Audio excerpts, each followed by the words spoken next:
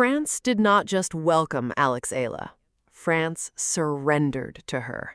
The crowd that once belonged exclusively to champions parted, roared, and rose for a 21-year-old Filipina who had no title, no trophy, and absolutely no apology for arriving. Coco Gauff, defending champion, reigning queen of this very clay, stood courtside and watched something she did not anticipate. The crowd was not chanting her name.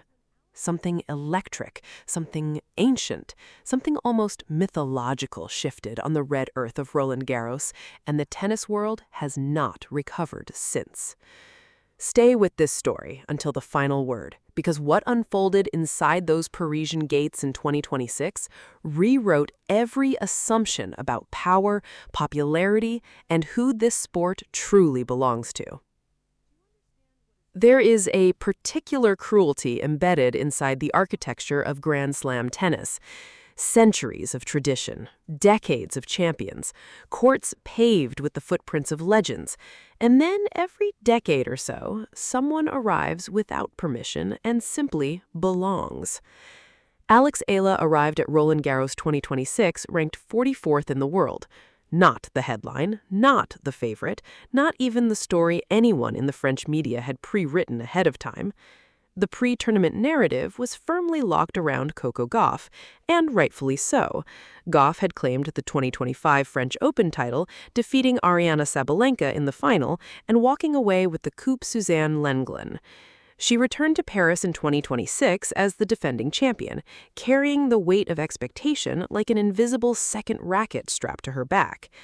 Former American player Coco Gauff had described Coco Gauff's 2026 Roland Garros defense in brutal terms, framing it as a win-or-fail situation for the 21-year-old, given she had already conquered the surface once. The spotlight had a designated address. Gauff's name was on the door.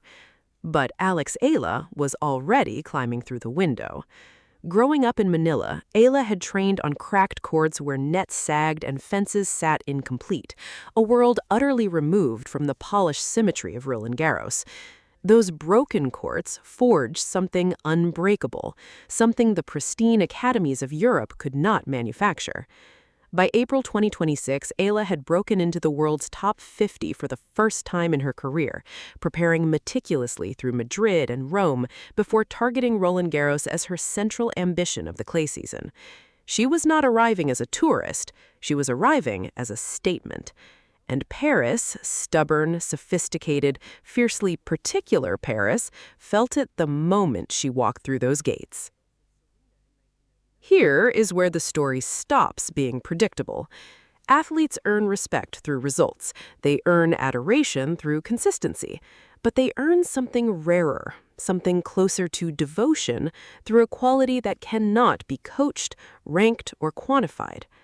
Eala possessed that quality, and Roland Garros 2026 was the moment the world discovered it at scale.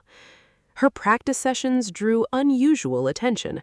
French media, typically dismissive of players outside the top 20, began featuring Eala's court presence in ways that felt less like journalism and more like discovery. Photographers lingered, commentators leaned forward. Fans who had arrived early to watch the legends warm up found themselves gravitating instead toward the slender Filipina with the left-handed swing and the absolutely fearless expression. Eala herself had articulated the emotional weight of her presence in Paris with extraordinary clarity, speaking about representing millions of Filipinos watching from afar and understanding that being the only Filipino on this stage carried a dimension beyond competitive tennis.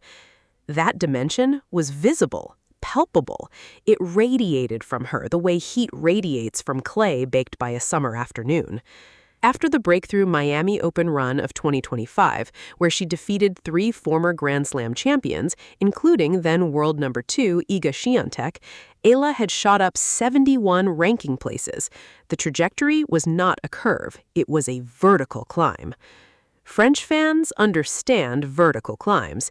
They understand the theology of the underdog ascending.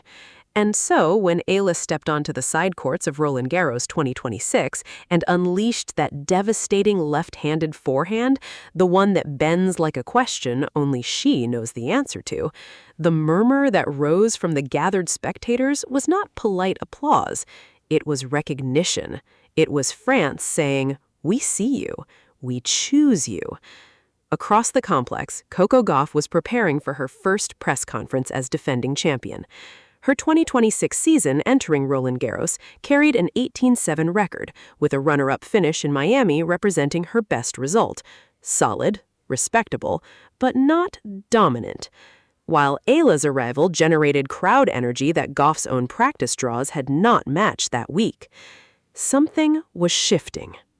Here is where the story transcends sport entirely.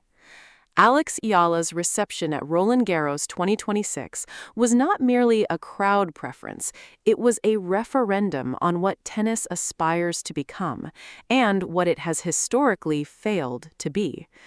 The Philippines, despite producing Eala's extraordinary talent, operates with a Philippine Sports Commission budget of approximately $23.3 million annually, barely exceeding the NIL budget of a single American college football program. The disparity is not a statistic. The disparity is a verdict on which bodies, which nations, which stories global sport has historically decided deserve investment. Eala rose despite that disparity, not because of institutional infrastructure, but because of private backing, personal sacrifice, and a family that refused the verdict. The Junior U.S. Open Championship in 2022, where Eala became the first Filipino to claim a junior Grand Slam singles title, had opened a door. But Eala did not just walk through that door. She dismantled the frame entirely. French fans, who have a magnificent, almost irrational capacity for adopting athletes whose stories carry moral weight, recognized something in Eala that went beyond ground strokes and ranking points. They recognized defiance. They recognized a girl who had every structural reason to remain invisible and had chosen, repeatedly, exhilaratingly, to be seen. The irony embedded inside this entire narrative is that Coco Gauff, herself a product of defiance, herself a champion who broke barriers as a teenager at Wimbledon, herself a standard bearer for a generation, found her own story momentarily eclipsed by a story even more improbable than her own. That is not diminishment. That is the perpetual, magnificent regeneration of sport. Every champion eventually becomes the establishment that someone else challenges. Gauff had simply arrived at that threshold faster than expected, and Eala, 20 years old, ranked 44th, arriving from a country the tennis world had spent decades overlooking, was standing at the gate. Legacies are not constructed at finish lines. Legacies begin in moments, specific, dateable, irrefutable moments when the atmosphere inside an arena shifts permanently and everyone present understands, without needing an announcement, that something fundamental has altered. Roland Garros 2026 contained one of those moments, and it belonged to Eala. "This is just the beginning," Eala had said, after her 2025 Roland Garros debut, absorbing a first-round exit with the composure of someone who understood precisely where they stood in the longer arc of their own story. A year later, that statement had become prophecy. The beginning she referenced was now visible to everyone. The clay courts of Paris, which had hosted Eala's inaugural Grand Slam heartbreak, were now hosting her transformation.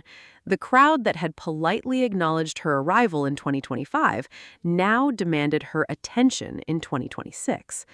The difference between those two receptions was not ranking points or prize money or a title trophy. The difference was revelation. Paris had seen something in Eala that statistics cannot yet fully quantify: the architecture of a future champion. The movement patterns, the mental composure under pressure, the left-handed serve that generates angles other players cannot construct, the refusal to shrink inside moments that would compress lesser competitors. Gauff, asked about the tournament's openness in 2026, had admitted, "I would definitely think it's pretty open." Those words, coming from the defending champion, carried an implicit acknowledgement that Roland Garros 2026 belonged to no single player in advance, including herself. And in that openness, that rare, charged uncertainty that the greatest sporting events produce, Eala existed not as a wild card, but as a genuine variable, someone capable of disrupting everything, someone the red clay had already decided to favor. The Philippines had spent decades waiting for a name to inscribe permanently onto the global tennis conversation. Paris had just provided the ink. Coco Gauff went speechless not because she was diminished, but because she witnessed something she had never previously encountered at Roland Garros, a presence that rivaled her own gravitational pull on a court she had conquered. That is not embarrassment. That is testament. Because the only people who generate that kind of rival gravity are the ones destined to stand across the net from you in the rounds that matter most. The question Roland Garros 2026 left unanswered, the question reverberating long after the red clay was raked smooth for another day, is not whether Alex Eala belongs in Paris. Paris already answered that. The question is, how long before Paris belongs to her? Coco Gauff walked into Roland Garros 2026 as the defending champion.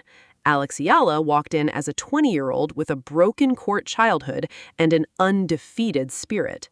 France, that ancient and stubbornly romantic nation, took one look at both women and gave the loudest cheer to the one who had the furthest distance from where she started. That is not a slight against Gauff. That is the highest possible compliment tennis can deliver to Eala. The red clay of Paris remembers every champion who ever touched it. In 2026, it began remembering Alex Eala, not yet as a title holder, but as something rarer, a promise. And promises, on this particular surface, have a history of being kept.